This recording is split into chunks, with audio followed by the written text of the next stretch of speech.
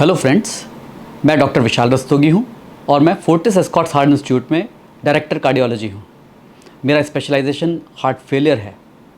तो आज हम बात करेंगे कि हार्ट फेलियर क्या होता है, ये हार्ट अटैक से और हार्ट फेल होने से किस तरह से डिफरेंट है।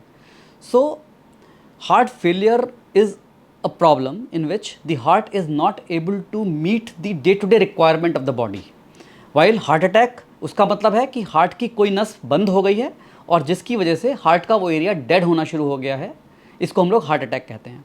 हार्ट फेल होना एक और अन्य तरह की बीमारी है जिसका मतलब है कार्डियक अरेस्ट, जिसका मतलब मरीज़ तुरंत बेहोश हो गया है और अगर उसको रिवाइव नहीं किया जाता है तो वो उसकी मृत्यु हो सकती है। सो ये सब तीनों अलग अलग टर्म्स हैं और इनको हमें डिफरेंट जान लेना चाहिए।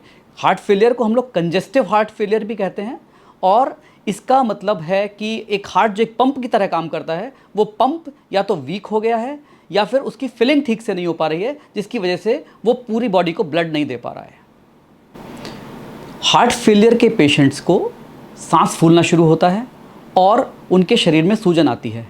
सांस फूलने की शुरुआत धीरे धीरे भी हो सकती है, जिसमें कि उनको पहले अपने डे टू डे एक्टिविटीज़ में सांस फूलेगा या वो हैवी एक्सर्शन कर रहे हैं तब उनका सांस फूलेगा और धीरे धीरे ये समस्या इतनी बढ़ सकती है कि उनका सांस लेटने पर भी फूले और उनको रात को सोना भी मुश्किल हो जाए। ऐसे मरीज़ अक्सर कई सारे तकिए लगाकर लेटते हैं या फिर उन्हें एक बैठकर ही पूरी रात गुजारनी पड़ती है। सूजन की शुरुआत पैरों से होती है एंड यूजुअली फेस पर और आँखों के आसपास भी ये स्वेलिंग आ जाती है। इसके अलावा थकान का होना, धड़कन का तेज़ हो जाना और कुछ भी काम करना पॉसिबल ना होना, ये भी एक इसका लक्षण है। और अगर हमें ये सब लक्षण हो रहे हैं तो हमें अपने हृदय की जांच करानी चाहिए।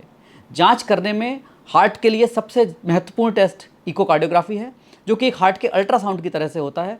उसमें हम हार्ट के वाल्व्स के बारे में, हार्ट की पूरी वॉल के बारे में, उसके वॉल मोशन एबनॉर्मलिटी के बारे में, चारों चैम्बर्स के बारे में जानकारी लेते हैं और उससे पता लगता है कि क्या हार्ट का धड़कना की पावर कम हो गई है या फिर हार्ट की फिलिंग एबनॉर्मल हो गई है। और इन दोनों ही कंडीशन में पेशेंट्स को हार्ट फेलियर के लक्षण आ सकते हैं। एकोकार्डियोग्राफी के अलावा कुछ ब्लड के टेस्ट जैसे कि NT-proBNP और एक्सरे चेस्ट इत्यादि भी बहुत महत्वपूर्ण है और इनसे भी हार्ट फेलियर का डायग्नोसिस होता है।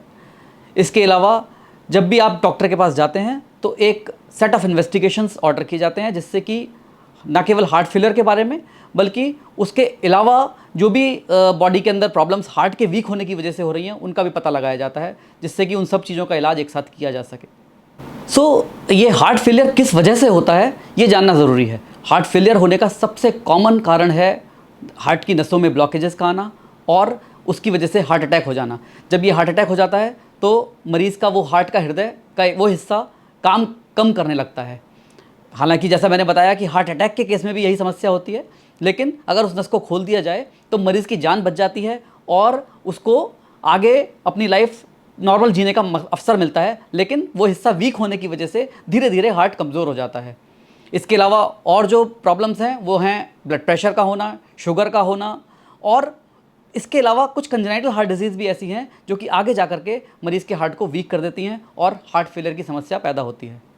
ये समस्या काफ़ी कॉमन है और जैसा कि हमने बताया कि जैसे जैसे उम्र बढ़ती है वैसे वैसे ये सब बीमारियां, चाहे वो ब्लड प्रेशर की हो, चाहे वो शुगर की हो, चाहे वो हार्ट के अंदर ब्लॉकेजेस की हो, वो भी बढ़ती जाती हैं और आगे जा कर के ऐसे पेशेंट्स को हार्ट फेलियर की समस्याएं आती हैं। तो ये समस्या जितनी ज़्यादा एज बढ़ती है उतनी ज़्यादा कॉमनली मिलती है। हालाँकि यंग लोगों में भी because of cardiomyopathy, because of week muscles ये एक समस्या हो सकती है। लेकिन अगर हार्ट फेलियर हो गया है तो इसका मतलब ये नहीं है कि ज़िंदगी रुक गई है।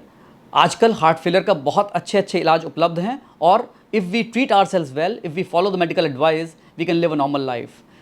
सो ट्रीटमेंट के लिए सबसे इंपॉर्टेंट है एक डिसिप्लिन्ड लाइफस्टाइल अपनाना, जिसमें ज़रूरी है कि हम डाइट और एक्सरसाइज का पालन करें। जितना हमें डॉक्टर ने रिकमेंड किया है उतनी ही एक्सरसाइज करें या फिर सिम्टम लिमिटेड एक्सरसाइज करें। इसका मतलब हमें ना ओवरडू करना है ना अंडर करना है। अगर हम ओवरडू करते हैं और हमारा सांस फूलने लगता है तो वो भी घातक है, लेकिन अगर हम बिल्कुल ही एक्सरसाइज नहीं करेंगे तो मसल्स वीक हो जाएंगी और हमारे लिए कुछ भी काम करना बहुत मुश्किल हो जाएगा। इसलिए एक रेगुलर एक्सरसाइज प्रोग्राम अपनाना बहुत ज़रूरी है। डाइट में हमें ध्यान रखना है कि हम न्यूट्रिशनल चीज़ें खाएं, जैसे कि अगर हार्ट फेलियर हो गया है तो जैसे पैरों में सूजन आई है उसी तरह से हाथों में भी सूजन आती है और भूख लगना कम हो जाता है या खाना ठीक से नहीं पच पाता है, जिसकी वजह से क्रॉनिक न्यूट्रिशनल डेफिशिएंसी हो जाती है। इससे बचने के लिए जो भी हम खा रहे हैं उसमें हमें देखना चाहिए कि प्रोटीन प्रॉपर अमाउंट में जा रहा है और उसके अलावा विटामिन्स एंड मिनरल्स भी हमें ठीक ठीक मिल रहे हैं। तो इसलिए एक बहुत ही ज़रूरी है कि एक रेगुलेटेड डाइट प्लान हम फॉलो करें। नमक का कम खाना ज़रूरी है और पानी भी हमें लिमिट में लेना चाहिए, क्योंकि ये नमक और पानी ही इकट्ठा होकर के लंग्स में हमें सांस फूलना पैदा करता है और इसको अगर हम कम लेते हैं तो ये लक्षण कम हो सकते हैं। इसके बाद जो दूसरी महत्वपूर्ण चीज़ है वो है दवाएं। इन दवाओं में कुछ मेडिसिन ऐसी होती हैं जो कि हमारे सिम्टम्स को इमीडिएटली इंप्रूव करती हैं, और वो दवाएं ऐसी उन दवाओं को हम वाटर पिल्स कहते हैं, यूरिन ज़्यादा लाने की दवाएं होती हैं जिनको खाने से हमें पेशाब ज़्यादा आता है, जिसकी वजह से जो लंग्स में एक्स्ट्रा पानी इकट्ठा है या बॉडी में एक्स्ट्रा पानी इकट्ठा हुआ है वो निकल जाता है। ये दवाएं अदरवाइज़ लॉन्ग टर्म पे लेने का कोई फ़ायदा नहीं है, लेकिन ये इमीडिएट हमें सिम्टम्स रिलीव करती हैं। उसके अलावा जो दवाएं हैं वो 4 ग्रुप की ऐसी मेडिसिन हैं जो कि हमारी लॉन्जिविटी इंक्रीज़ करती हैं। दैट मीन्स कि उससे हमें इमीडिएटली तो कोई फ़ायदा नहीं हो सकता, लेकिन उससे हमारे हार्ट का फंक्शन भी इंप्रूव होता है और हमारे को बार बार हॉस्पिटल में भर्ती होने की समस्या या फिर हमारी मृत्यु होने की प्रॉब्लम भी कम हो जाती है, और ये इससे हमारी लाइफ प्रोलॉन्ग होती है और क्वालिटी ऑफ लाइफ भी इंप्रूव होती है। तो ये ग्रुप ऑफ मेडिसिन हैं बीटा ब्लॉकर्स, आर्नी जो कि एक नई क्लास ऑफ मेडिसिन हैं, इसके अलावा रास इनहिबिटर्स एंड SGLT2 इनहिबिटर्स। ये चारों दवाएं आपको चलनी चाहिए, और यदि आपको इनसे कोई साइड इफ़ेक्ट्स होते हैं तभी इन दवाओं को बंद किया जाता है, वरना ये चारों दवाएं लेनी आवश्यक हैं जिससे कि हार्ट की हम एफिशिएंसी को इम्प्रूव कर सकें और लॉन्जिविटी बढ़ सके। इसके अलावा हमें ध्यान रखना चाहिए कि कोई भी स्मोकिंग या किसी भी तरह का अब्यूज़ नहीं करना है, जिससे कि अल्कोहल अब्यूज़ नहीं करना है, जिससे कि हम अपने लाइफ को नॉर्मल तरीके से जी सकें। So my message to all our patients is that it is not end of life। अगर हार्ट फेलियर हो गया है तो उसके साथ भी हम नॉर्मल ज़िंदगी जी सकते हैं, और आज के टाइम में हमारे कंट्री में छोटी से छोटी दवाओं से लेकर के बड़े से बड़ा treatment which includes artificial heart, which includes heart transplant, सब कुछ अवेलेबल है।